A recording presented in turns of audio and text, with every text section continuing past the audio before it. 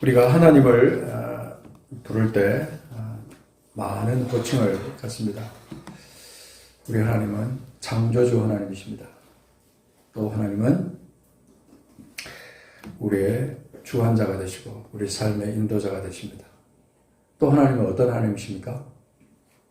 하나님은 이스라엘의 하나님이 되십니다.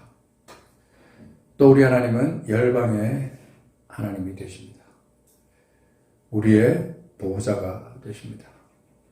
그러니까 하나님을 우리가 묘사할 때 너무나 많은 묘사들이 있습니다. 그런데 우리가 이 하나님을 어떻게 부르느냐, 또 그리고 그 하나님이 내게 어떤 분이 되시느냐 하는 것을 말할 때 오늘 우리는 이 아버지 되신 하나님을 우리가 생각해 볼 것입니다. 그리고 우리는 그분의 자녀가 된다는 이 사실을 생각할 때 얼마나 놀랍고 귀한 은혜인지 알 수가 없습니다. 우리 아까 공동체 성경 읽기에도 하나님을 묘사할 때 아버지와 그렇게 묘사를 했습니다. 그죠? 우리의 사귐은 아버지와 그의 아들 예수 그리스도와 더불어 누림이라. 우리의 사귐이 아버지 하나님과 그의 아들 예수 그리스도와 더불어 내가 그분의 아들이 되어서 같이 누리는 은혜, 그것을 요한 1서 1장에서 말해주고 있습니다. 자, 우리 오늘 에베소서로 넘어가서 에베소서에 있는 말씀 같이 찾아서 보겠습니다. 에베소서 1장 3절에서 6절까지 말씀입니다. 시작. 찬송하리로다. 하나님 곧 우리 주 예수 그리스도의 아버지께서 그리스도 안에서 하늘에 속한 모든 신령한 복을 우리에게 주시되 곧 창세전에 그리스도 안에서 우리를 택하사 우리로 사랑 안에서 그 앞에 거룩하고 흠이 없게 하시려고 그 기쁘신 뜻대로 우리를 예정하사 예수 그리스도로 말미암아 자기의 아들들이 되게 하셨으니 이는 그가 사랑하시는 자 안에서 우리에게 거저 주시는 바 그의 은혜의 영광을 찬송하게 하려는 것이라. 아멘. 아멘. 이 에베소서 1장 3절에서 6절까지 말씀 속에 아주 많은 내용이 담겨 있습니다. 하나님의 은혜가 솔솔 느껴지는 그런 많은 내용이 담겨 있습니다.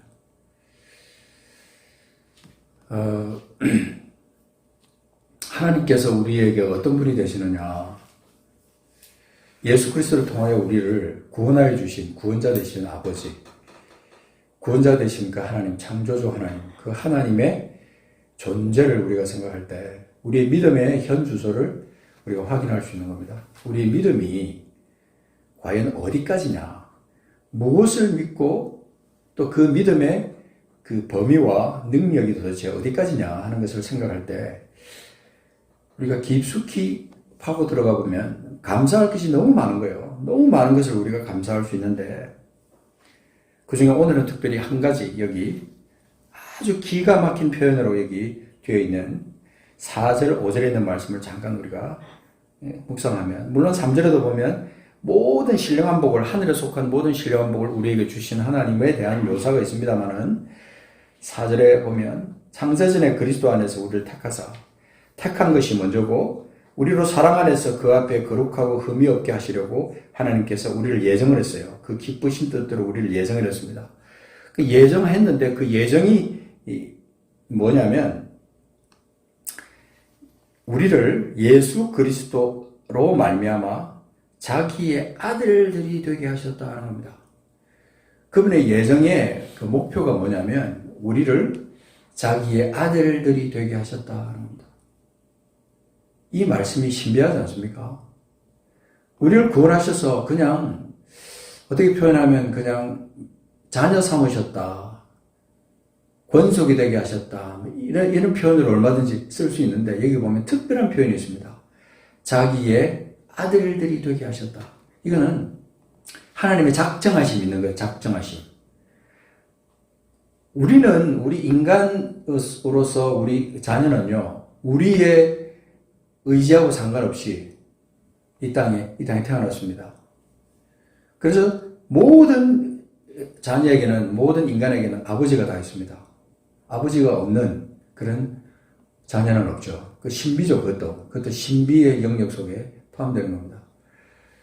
그런데 자, 여기서 아들들이 된다고 하는 것은 하나님과의 특별한 커넥션, 어떤 릴레이션십, 관계를 우리에게 말해주고 있는데, 자기 아들들이 되게 하기 위해서 예수 그리스도를 보내셨다는 거거든요. 예수 그리스도를 통하여, 예수 그리스도에 의하여 우리를 자기 아들들이 되게 했다는 겁니다. 이거는 묵상하고 또 묵상하고 또 묵상의 결과로 우리가 하나님 앞에 감사하고, 그래서 감사로 충만한 하나님의 사람들이 되게 할 만큼 소중한 그런 내용이 여기 있는 겁니다. 우리를 예정하사 그 기쁘신 뜻대로, 쉽게 말해서 자기 아들들이 되게 되는 것이 하나님의 기쁨이었다는 겁니다. 하나님의 기쁘신 뜻이 그 속에 있다는 겁니다. 우리를 자녀 삼기 위해서 하나님은 그 기쁘신 뜻을 우리에게 정하시고, 그 뜻대로 우리를 예정을 했고, 그리고 때에 맞춰서 예수 그리스도를 보내시고, 그 우리가 연결되는 모든 죄악의 사슬을 완전히 끊어버리시고, 그분이 십자가에 달려 죽으시고 부활하심으로 말미암아 우리에게 죄를 이기는 승리를 우리에게 허락하시고, 그리고 그 예수 그리스도를 믿는 모든 사람에게 어떤 권세를요? 하나님의 자녀가 되는 권세를 주셨다. 요한복음 1장 12절에 있는 것처럼 하나님의 자녀가 되는 권세를 주셨다. 아들됨의 이 특권은, 축복은 아무리 말해도 지나치지 않을 만큼 우리에게 소중한, 너무나 소중한, 가치로 따질 수 없는 너무나 존귀한 그런 것이다 하는 것입니다. 우리의 신분이 도대체 뭐냐? 그 신분과 함께 우리의 특권이 도대체 뭐냐? 이런 것을 확 생각할 때 너무나 감격스럽다는 겁니다. 많은 그리스도인들이 놓치고 살아가는 것 중에 이 아들됨의 감격, 이것을 놓치고 살아갑니다. 지금 전 세계적으로요, 탈북하는 사람이 얼마나 많은지 모릅니다. 어림잡아 30만 명, 그렇게 말하는데요. 30만 명? 그거는 그냥 우리가 눈으로 보이는 비상적인 숫자예요. 전문가들이 말하는데 적어도 30만 명은 아니에요. 최소한 50만, 아니면 그보다 더 많은 60만 내지 70만의 숫자가 중국 땅과, 그 넓은 중국 땅과 아시아 나라들 가운데 여권도 없이 종처럼 인신매매 당하면서 그렇게 살아가고 있다 이 말입니다. 그래서 어떤 그 탈북자를 도와서 이제 그 탈북자를 돕는 사람들이 이렇게 하는 말을 들어봤는데요. 이제 탈북을 하게 되면 중국 국경을 넘어서 이제 다른 나라로 가서 한국 대사관이든 미국 대사관이든 이렇게 가는데 인도자들이 꼭 있거든요. 국경을 넘을 때는 반드시 인도자가 앞에 서고 뒤에 서요. 그래서 서는데 깜깜한 밤에, 특히 비가 많이 오는 날, 어두운 밤에 이렇게 주로 이제 월경을 하게 됩니다. 국경을 넘어서 이제 가게 되는데, 그때 굉장히 많은 경우에 가족이 이제 탈북할 경우에 아버지들이 자녀의 손을 잡는 거예요. 손을 꽉 잡고, 그 어두운 밤에 조용하게 들리는 소리들이 뭐냐면, 아버지 따라서, 아버지 손 놓지 마라. 아버지 손 잡아라. 그게 어둠을 뚫고 쫙 들리는데, 아버지 손 놓치면 안 된다. 그래서 아버지의 그 의미가 얼마나 큰지 몰라요. 탈북을 하면서 기차를 타고 가거나 하는 경우에 이렇게 이동을 할 때도 꼭 아버지는 그 아들의 손을 잡는 거예요. 딸의 손을 잡는 거예요. 꽉 잡고. 손에 뭐 쥐가 날 정도로. 놓치면 안 된다. 아버지 손 놓치면 안 된다. 꽉 잡아라. 이 많은 경우에 우리는 아버지의 존재에 대해서 감각 없이 지날 수 있거든요. 북한의 수많은 그리스도인들이 아버지 입을 뒤집어 쓰고 부르는 그 아버지라는 그것은요, 얼마나 많은 의미를 포함하는지 몰라요. 하나님을 향해서 우리가 아버지라 부를 수 있는 이 특권은, 그리고 그 하나님이 나를 아들로 삼았다는 이것은 무엇과도 바꿀 수 없는 존귀한 것이라는 것입니다. 그래. 알았어. 자, 여기 보면은 육체를 따라 낳느냐, 자유 있는 여자에게서는 약속으로 말미암았는데 약속을 따라 낳느냐. 하나는 종이고 하나는 아들이다. 그렇죠? 우리가 이 자녀로 낳았다고 할 때, 아들로 낳았다고 할 때 우리에게 있는 특별한 하나의 존재 의미가 있습니다. 많은 경우 그리스도인들이 내가 하나님의 아들이야, 하나님의 자녀야 라고 그렇게 말은 하지만 자기 자신이 어떤 자녀인지 이걸 모르는 거예요. 자기가 하나님 앞에 어떤 자녀인지. 여러분은 어떻습니까? 나는 하나님 앞에 어떤 자녀인가?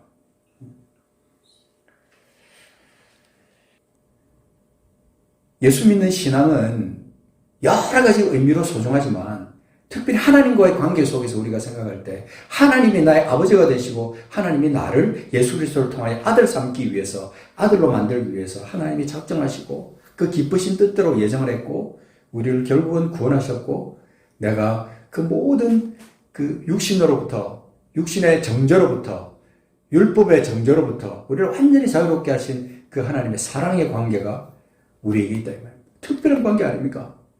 이 관계를 많은 경우 놓치고 살아간다 이 말입니다. 많은 경우. 우리 이 자녀의 관계를 가장 깊숙이 정확하게 설명하고 있는 성경이요, 로마서 8장입니다. 로마서 8장. 자, 로마서 8장 가서 다시 한번 확인해 봅시다. 너무나 이 깊이 있는 말씀이라 많은 분들이 암송도 하지만 로마서 8장 전체를 암송하시는 분들이 많아요. 우리도 한번 도전을 해보면 좋겠다 하는 생각이 있습니다. 자, 이 로마서 8장에 보면 우리가 쭉 가서 보십시오. 쭉 가서 그 12절부터 보면은 쭉 가서 우리가 어떤 존재냐. 자, 14절. 자, 보시면 무릇 하나님의 영으로 인도함을 받는 사람은 곧 하나님의 아들이라. 아들이라는 표현이 정확하게 나오죠. 휘오스. 헬라어로 휘오스인데 이건 자녀가 아닙니다. 아들이에요, 아들. 영적으로 의미로 생각할 때 우리는 딸의 개념이 아니라 아들의 개념이에요. 우리의 신분은. 육신은 지금 내가 여자고 또는 우리가 그렇다고 해도 영적으로는 우리 다 모두 남녀, 육신적인 어떤 남녀 성 상관없이 우리는 다 하나님의 아들들이에요. 영적으로. 그래서 자, 여기 보면 무릇 하나님의 영으로 인도함을 받는 사람은 하나님의 아들이라. 이 구구절절이 하나님의 아들과 연결된 말씀을 보면요, 내가 어떻게 살아야 되는지를 정확하게 말씀해 주고 있죠. 그래서 여기서도 보면 하나님의 아들은, 풀어서 설명하면 어떻게 해요? 하나님의 아들은 하나님의 영으로 인도함을 받는 사람이다. 이렇게 되는 거잖아요. 하나님의 영으로 인도함을 받는 사람이 아니면 하나님의 아들이 아닌 겁니다. 그죠? 하나님의 영으로 인도함을 받지 않으면 그 사람은 이름은, 그리고 자기 스스로는 자칭 하나님의 아들이라고 그렇게 할 수 있어도 다른 사람이 볼 때도 저 사람은 하나님의 아들이야 이렇게 말한다고 해도 그 사람, 그 하나님과 그의 관계는 누구만 아느냐 하면 자신과 하나님만 아는 거예요. 내가 지금 하나님의 영으로 인도함을 받고 있느냐, 내가 하나님의 영으로 인도함을 받고 있느냐. 그렇지 않으면 나는 하나님의 아들이 아니다. 그래서 자, 15절. 너희는 다시 무서워하는 종의 영을 받지 아니하고 양자의 영을 받았으므로 하나님의 양자의 영을 받았어요. 그래서 우리가 아빠, 아버지라 부르진다. 하나님을 향해서 아빠, 아버지로 부르질 수 있는 사람은 무서워하는 종의 영을 받지 않은 사람이다 이 말입니다. 그러니까 이런 영적인 의미들을 깊숙이 우리가 묵상하다 보면 어디까지 도달하냐면 내 신분에 대한 확실한 확증으로 도달이 되는 거예요. 확증까지. 그렇게 되면 누가 나를 감히 해칠 수 있겠어요? 누가 나를 해칠 수가 있겠어요? 또 넘어가서 16절. 성령이 친히 우리의 영과 더불어 우리가 하나님의 자녀인 것을 증언하신다. 자, 그러면 여기서 또 바꿔 말하면 뭐예요? 하나님의 자녀면 성령이 친히 증언하신다는 거예요. 어떻게? 내가 하나님의 자녀라는 것을 성령이 증언하신다는 거예요. 성령이 하나님 앞에 증언하고 세상 앞에 증언하는 거예요. 내 속에서 또 내 안에서 너는 하나님의 자녀야. 너는 하나님의 아들이야. 그렇게 증언한다 이 말입니다. 자, 또 17절 보면 자녀이면 또 뭐라고요? 상속자라 그래. 상속자. 하나님의 상속자. 그리스도와 함께한 상속자. 우리가 그와 함께 영광을 받기 위하여 고난도 함께 받아야 된다. 자, 바꿔 말하면 뭐예요? 우리는 하나님의 상속자로서 그리스도와 함께한 상속자로서 고난도 함께 기쁘게 받을 수 있는 사람이다. 이거예요. 그리고 이 말씀의 깊이가 얼마나 깊냐면 얼마나 소중하냐. 어떻게 이것을 말로 표현할 수 있겠어요? 하나님 나라의 상속자로서 우리가 이 땅을 살아간다는 이 어마어마한 사실이 너무 존귀하지 않습니까? 이거 하나만 봐도요, 여기 나오는 이런 말씀, 하나님 영으로 인도함을 받는다든지, 성령이 우리가 또 하나님 자녀인 것을 증언한다든지, 하나님 나라의 상속자라든지, 하나님의 영원한 것을 우리가 다 받을 수 있는 상속자다. 이거 여러분, 얼마나 놀라운 사실인지요. 이것만 우리가 묵상해도요, 배가 불러요, 배가. 밥을 안 먹어도 될 수 있을 만큼 감격적인 거다. 우리가 이전에는요, 이 에베소서 2장 3절에 있듯이 육체 욕심을 따라 육체와 함께 원하는 것을 하여 본질상 진노의 자녀라고 그렇게 에베소서 2장 3절에 그렇게 해놨어요. 우리가 이전에는요, 본질상 진노의 자녀였어요. 진노의 자녀. 그런 우리가 하나님의 사랑하심으로 말미암아 은혜로 우리가 구원함을 받았다는 것입니다. 아무도 살아가지 못하도록 은혜로 구원함을 받았다. 믿음으로 말미암아 그 은혜를 인하여 믿음으로 말미암아 구원함을 받았다. 야, 이게 우리 구원과 연결돼서 생각하고 하나님의 자녀됨을 우리가 생각하면 감격이 저절로 나오는 겁니다. 숨을 쉬는 동안 우리가 살아가는 동안 숨을 쉬는 동안 그 하나님이 나의 아버지가 되셔서 내 손을 꽉 쥐고 계시다. 어떤 흑암 가운데 있어도, 어떤 고난 가운데 있어도, 어떤 역경 가운데 있어도, 내가 죽을 만큼 어려운 상황이 있어도 그 하나님이 나의 아버지가 되셔서 내 손을 꽉 쥐고 계시고 그의 영으로 나를 인도하고 계신다는 거예요. 감격스럽지 않습니까? 본질상 진노의 자녀에서 마귀의 자녀로 그렇게 살던 내가 구원함을 받았어요. 그리고 에베소서 5장 1절에 가면 이것을 어떻게 표현하냐면, 나를 어떻게 표현하냐면요. 자, 에베소서 5장 1절 가서 보십시오. 거기 내가 어떤 자녀라고 표현하고 있는지 누가 한번 찾으면 좀 답을 말씀해 주십시오. 에베소서 5장 1절에 어떤 자녀?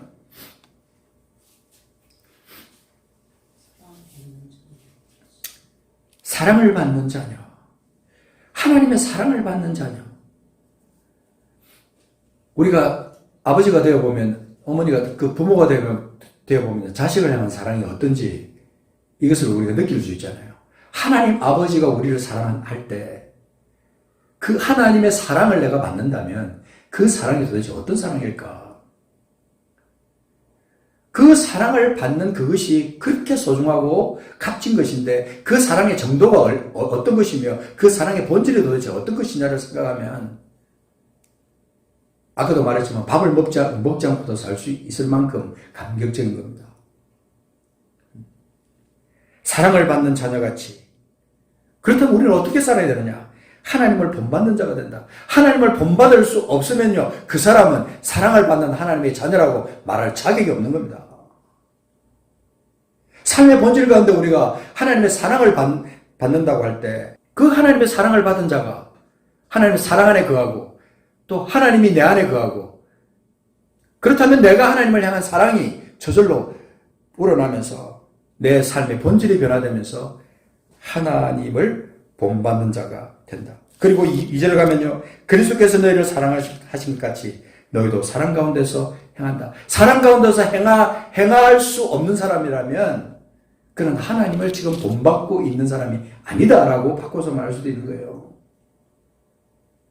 그 자녀됨과 연결해가지고 우리의 삶의 본질이 완전히 변화되어야 되는 거예요. 바뀌어야 되는 거예요. 본질이 뿌리채 뒤바뀌어야 되는 거예요.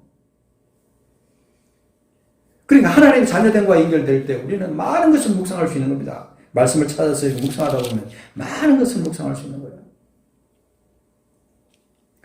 그는 우리를 위하여 자신을 버리사 향기로운 제물과 희생제물로 하나님께 드리셨느니라. 그 하나님을 본받는 자가 되면요. 우리는 그 하나님처럼 자신을 버리사 향기로운 제물과 희생제물로 하나님께 드린 예수 그리스도 그분의 삶을 따라가는 삶으로 변화될 수가 있다는 것입니다. 정도의 차이는 있지만 우리는요, 그 감격 속에서, 하나님의 그 아버지의 그 사랑의 감격 속에서 우리가 살다 보면요, 우리는 그렇게 사는 거죠. 3절의 음행과 온갖 더러운 것과 탐욕은 너희 중에서 그 이름조차도 부르지 말라. 이는 성도에게 마땅한 바니라. 왜요? 그 하나님의 사랑이 우리 속에 있기 때문에, 하나님의 사랑을 받는 자녀이기 때문에, 하나님의 사랑을 받는 아들이기 때문에 그렇게 살아야 된다는 것을 말씀하고 있는 거예요. 많은 경우 우리는요, 믿음과 행위를 자꾸만 떼어놓으려고 그래요. 믿음 따로 행위 따로 이렇게 말하지만 그렇지 않습니다. 그 하나님 아버지가 나의 아버지고 그 사랑을 받은 존재가 바로 나라는 것을 생각하게 되면 오늘 이 말씀처럼 이렇게 살게 되는 겁니다. 이렇게 사는 거예요. 5절에 가서 보면요. 그리스도와 하나님 나라에서 기업을 얻지 못하는 사람, 당연하죠. 음행하는 자, 더러운 자, 탐하는 자, 우상 숭배자, 그 사람들이 왜 그렇게 되는데요? 사랑을 받는 자녀가 아니기 때문에 그런 겁니다. 사랑을 받는 자녀라면 그렇게 될 수 없다는 겁니다. 아버지의 사랑이 도대체 어떤 사랑인데? 우리 육신적으로도 아버지를 생각하면요. 그렇게 함부로 막 살 수 없는데, 하나님 아버지께서 나의 아버지가 되시는데, 나를 자녀 삼으셨는데 내가 어떻게 그렇게 이렇게 함부로 막 살 수 있느냐. 당연히 하나님 나라에서 기업을 얻지 못하죠. 그것을 우리가 그 6절에 보면요. 불순종의 아들이라고 그랬어요. 불순종의 아들. 아들이면 아들이지 뭐 다른 의미가 있느냐? 아닙니다. 아들 가운데는요. 순종하는 아들이 있고 불순종하는 아들이 있어요. 불순종하는 아들. 불순종하는 아들과 함께 편성해가지고 그 아들처럼 그렇게 살지 말라는 것을 말하는 거죠. 그래서 7절에 그러므로 그들과 함께 하는 자가 되지 말라. 8절에 보면요. 또 다른 표현으로 해놨어요. 어떻게 해요? 빛의 자녀들, 빛의 아들로 우리를 묘사하고 있는 겁니다. 빛의 열매는 모든 착함과 의로움과 진실함에 있느니라. 모든 착함과 의로움과 진실함, 이게 바로 하나님을 아버지로 둔 아들의 모습이에요. 착함, 어려움, 진실함. 그게 뭐냐? 빛의 열매인데 그게 하나님을 아버지로 둔 자녀에게, 아들에게 나타나는 열매다 이 말입니다. 그러니까 우리가 이 말씀을 파고 들어가다 보면요. 자꾸 타고 들어가다 보면 막 그 속에서 막 엉덩이가 덜썩덜썩 일어나요.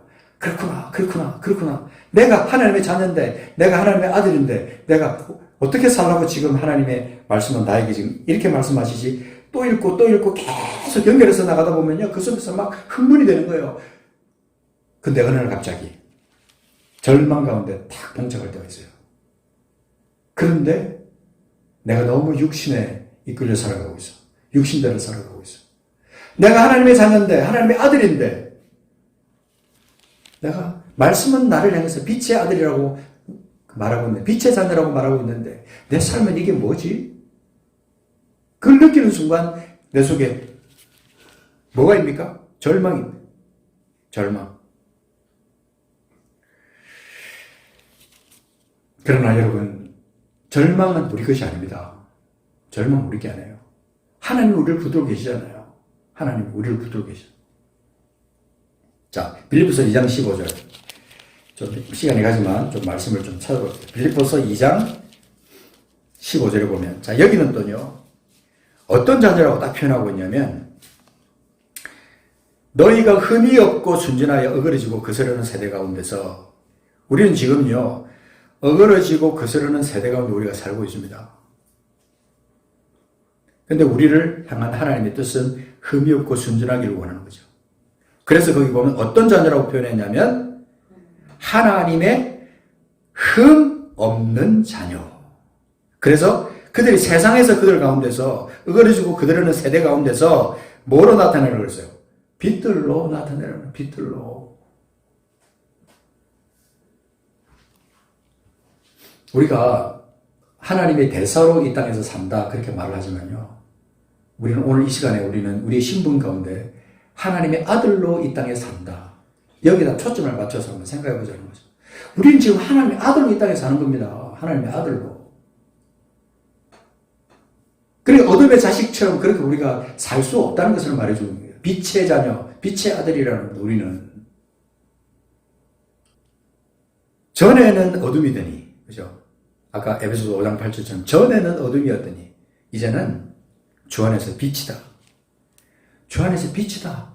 우리는 아들이면서 주 안에서 우리는 빛이에요, 빛. 그래서 빛의 자녀, 그렇게 말하지만, 이건 빛, 그리고 자녀. 빛의 자녀. 빛인 자녀. 그것을 지금 우리에게 말씀하고 있는 것입니다. 자, 요한일서 3장 가서 보겠습니다. 요한일서 3장. 요한일서 3장 1절에는 우리에게 뭐라고 말씀하고 있습니까? 자, 3장 1절 같이 한번 읽어보겠습니다. 시작. 보라, 아버지께서 어떠한 사랑을 우리에게 베푸사 하나님의 자녀라 일컬음을 받게 하셨는가. 우리가 그러하도다. 그러므로 세상이 우리를 알지 못하면 그를 알지 못함이라. 세상이 우리를 알지 못하면 그분 하나님을 알지 못한다. 보라, 아버지께서 어떠한 사랑을 우리에게 베푸사 하나님의 자녀라 일컬음을 받겠는가. 여기도 자녀라고 했지만요, 아들이에요. 아들이라. 하나님의 아들이라. 어떠한 사랑을 우리에게 베푸사 하나님의 아들이라 일컬음을 받게 하셨는가. 그 하나님의 사랑, 우리를 자녀 삼으신 그 하나님의 그 사랑. 그러면 우리에게 무엇을 여기서 요한일서에서 말하고 있냐면요, 우리로 말미암아 하나님을 알게 해야 된다. 우리를 통하여 하나님을 알게 해야 된다. 세상 사람들이 우리를 알지 못하는 것은 그를 알지 못한다. 우리가 빛으로서 이 땅 가운데 와서 우리가 하나님의 자녀의 모습으로 하나님의 형상을 이 땅 가운데서 우리가 드러내놓고 하나님의 역사를 우리 가운데 내 삶을 통해서 드러내놓는다면 나를 통해서 하나님을 세상 사람들이 본다는 거예요. 그래서 여기 보면 3장에서 쭉 나가다가 죄에 대해서 계속 말씀하는 겁니다. 그래서 하나님의 자녀라면요, 죄를 짓지 않는다. 자, 8절에 보십시오. 3장 8절에 죄를 짓는 자는 마귀에게 속한다. 마귀의 자녀라는 겁니다. 마귀는 처음부터 그 범죄함이라 하나님의 아들이 나타나신 것은 마귀의 일을 멸하려 하십니다. 우리의 맏형님 되신 예수 그리스도께서 이 땅에 오실 때는 이 마귀의 일을 부숴버리기 위해서, 멸하기 위해서 오신 겁니다. 근데 우리가 그 장자 되신 그 예수 그리스도, 맏아들 되신 그분을 뒤를 이어서 우리가 하나님의 아들들이 된 거예요. 우리가 할 일은 뭐예요? 이 마귀의 일을 멸하는 겁니다. 그분처럼 예수 그리스도 안에서 그분과 함께 이 마귀의 일을 우리가 멸하는 겁니다. 그러니 우리 하나님의 자녀된 우리의 신분과 특권, 사명이 어떠한가? 우리는 알 수 있는 겁니다. 9절. 하나님께로부터 난 자마다 어떻다고요? 죄를 짓지 아니하나니 이는 하나님의 씨가 그의 속에 거하며 그도 범죄하지 못하는 것은 하나님께로부터 났습니다. 10절 이러므로 하나님의 자녀들과 마귀의 자녀들이 드러나나니 무릇 의를 행하지 아니하는 자나 또는 그 형제를 사랑하지 아니하는 자는 하나님께 속하지 아니하니라. 하나님께 속하지 아니하는 자. 그러니까 내가 지금 의를 행하느냐, 형제를 사랑하느냐, 아니면 의를 행하지 아니하느냐, 형제를 사랑하지 아니하느냐 하는 데 따라서 나의 본질적인 것이 드러나는 거예요. 내가 정말 하나님의 자녀다, 하나님의 아들이라면 마귀의 자녀들처럼 그렇게 살 수 없다는 겁니다. 하나님 나라의 기쁨으로 충만하면서 하나님 나라의 의로 가득 차면서 그죠? 그렇게 하나님의 뜻 가운데서 의를 행하면서 그렇게 살아가는 거죠. 불법에서 벗어나고 하나님의 의 안에서 하나님 나라의 법도를 따라가면서 살아가는 사람, 그런 사람이 하나님의 자녀죠. 3장 2절에 다시 가서 보겠습니다. 자, 사랑하는 자들아, 우리가 지금은 하나님의 자녀라. 장래에 어떻게 될지는 아직 나타나지 아니하였으나 그가 나타나시면 우리가 그와 같을 줄 아는 것은 그의 참모습 그대로 볼 것이기 때문이다. 자, 지금 우리는 하나님의 자녀입니다. 자녀. 그날이 되면요, 우리는 적나라하게 우리의 본 모습을 볼 수 있는 거예요. 어떤 모습? 우리가 그와 같을 줄 안다 이 말입니다. 왜냐하면 우리는 하나님의 형상이에요. 하나님의 본 모습. 하나님을 따라서 하나님과 같은 모습으로 우리가 이 땅 가운데 태어났기 때문에 세상 안에서 살지만 더러운 죄 가운데 살고 있지만 우리는 그들과 함께 동화될 수 없는 존재라고 하는 것을 말해주고 있는 겁니다. 자부심과 자신감, 그러면서 정확한 아이덴티티 형성이 여기서 드러나게 되는 거죠. 그래서 우리가 하나님께 속했다라고 하는 데 대한 것을 여러 차례에서 말씀해 주고 있는데, 저 요한일서 쭉 넘어가다가 4장에 가서 한번 봅시다. 4장. 자, 우린 이 4장에서는 4장 4절에 우리의 신분에 대해서 정확하게 말해주고 있는 것인데, 뭐요? 너희는 하나님께 속하였다. 속하였다. 하나님께 속했다. 이 말은요, 하나님의 것이다. 하나님과 같은 속성을 가진 사람이다. 이렇게 말하는 겁니다, 이게 지금. 하나님께 속하였고, 또 그들을 이겼으니, 그래서, 또라는 말이가 그래서, 그 말입니다. 하나님께 속하였기 때문에 그래서 그들을 이겼다. 왜냐하면 너희 안에 계신 그분이 세상에 있는 자보다 크시기 때문입니다. 우리말이 좀 약해요. 크다. 힘을 갖다 말하는 게 아니라 그분 존재 자체가 세상과 비교할 수 없는 탁월한 어떤 그런 위치에 있다는 거예요.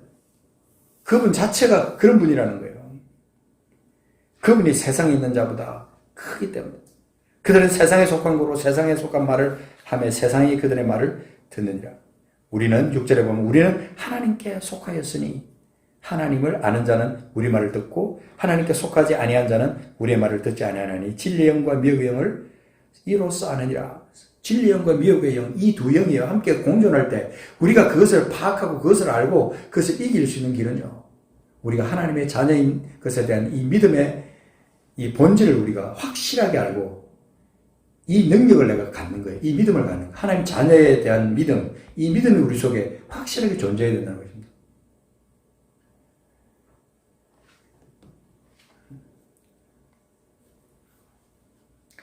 그래서 우리가 하나님 안에서 우리가 있다는 것은 우리가 또한 하나님의 아들이라는 것은 아버지라고 부를 수 있는 특권이 우리 속에 있다는 것인데, 자, 이제 끝으로 우리 하나만 더 보겠습니다. 자, 로마서 8장으로 다시 넘어가서, 자, 요걸로 제가 마무리할게요. 자, 우리의 이 자녀됨의 어떤 본질, 그 이유, 그것을 이 8장에서 우리에게 말씀해 주고 있습니다.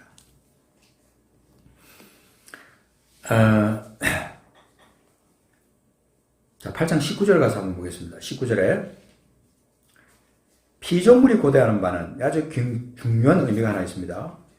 피조물이 고대하는 바는 하나님의 아들들이 나타나는 것이니, 하나님의 아들들이 나타나는 것이니. 그리고 나가다가요 21절에 가서 보면 어떤 표현이 나오냐면요, 피조물도 썩어짐의 종로로 한 데서 해방되어 어떤 영광? 하나님의 자녀들의 영광의 자유에 이르는 것입니다. 지금은요 22절에 피조물이 다 이제까지 함께 탄식하며 함께 고통을 겪고 있는 것을 우리가 알지만, 지금 우리가 하나님의 자녀가 되고 하나님의 아들들이 되고 아들된 우리들을 통하여 하나님께서 이루고자 하시는 뜻이 있는 겁니다. 우리를 통하여. 피조물도 바란다 그랬어요. 피조물도. 19절에서 피조물이 고대한다 그랬어요. 하나님의 아들들이 나타나는 것이 피조물들이 고대하는 거예요. 우리의 그 존재 의미를 우리가 바라볼 때 우리가 먼저 어떻게 되어야 되느냐? 성령이 인도하신 바가 되면서 우리가 확실하게 어정쩡하게 아니고 반은 아들이고 반은 아니고 이게 아니고 확실하게 우리가 거듭나서 영으로 거듭나서 하나님의 온전한 자녀로 서야 된다. 하나님의 자녀가 되는 것의 어떤 복, 이것을요 누릴 수 있는 사람, 그런 사람이 하나님의 자녀로 확실하게 설 수 있고, 그리고 그 사람이 어떤 일을 할 수 있냐면 이 땅 가운데서 짧은 생애를 살아가는 이 땅 가운데서 할 수 있는 게 뭐냐면 하나님의 자녀의 권세를 나타내면서 아버지를 영화롭게 하는 겁니다.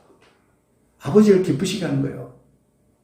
그래야 우리가 하나님의 자녀로서, 하나님의 아들로서의 그 특권을 제대로 이 땅 가운데서 누리면서 살아가는 거예요. 그래서 여러분, 하나님의 자녀됨의 권세, 이 믿음을 자꾸 확인하셔야 됩니다. 묵상하고 확인하셔야 돼요, 계속.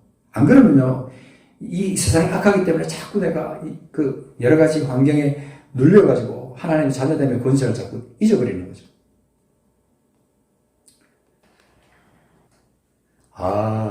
아버지, 내 삶의 모든 것 되신 주, 나의 소망, 나의 참 기쁨, 사모합니다.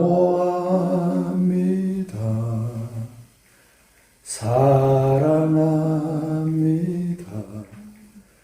내 기쁨 되신 나의 주. 우리가 아버지라는 이 호칭을 우리 하나님을 향해서 부를 때요, 아버지, 아버지, 내 삶의 모든 것 되신 주. 주님이 내 삶의 모든 것 되시는 아버지예요. 그 아버지 되신 하나님. 내가 자녀됨에 대한 감사, 이거 우리가 잊어버리면 안 됩니다. 이거 잊어버리면요 많은 것을 잊게 돼요. 그러려면 내 삶이 어떤 때는 무기력해지고 내 삶의 의미가 없어질 때요, 내가 이 아버지를 내가 생각하게 되면, 아버지 이름을 부르게 될 때 나의 모든 문제가 다 해결이 돼요. 모든 문제가. 그분이 나의 아버지가 되신대. 세상 끝날까지 나와 함께 하시는데, 내 손을 꽉 쥐어 계시는데, 내가 흑암 중에 있어도 그분 손만 붙들고 가면요 나의 모든 문제가 다 해결이 되는 거예요. 세상이 이런 감격을 잊어버리게 만듭니다. 안 됩니다. 이 감격 찾아야 됩니다. 이 감격 다시 회복해야 됩니다. 힘들 때 아버지, 아버지.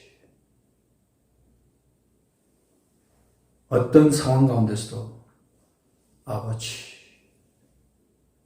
여러분, 이 아버지를, 이 하나님을요, 나의 주로 모시고 살아가는 이 특권을 절대로 포기하지 마십시오.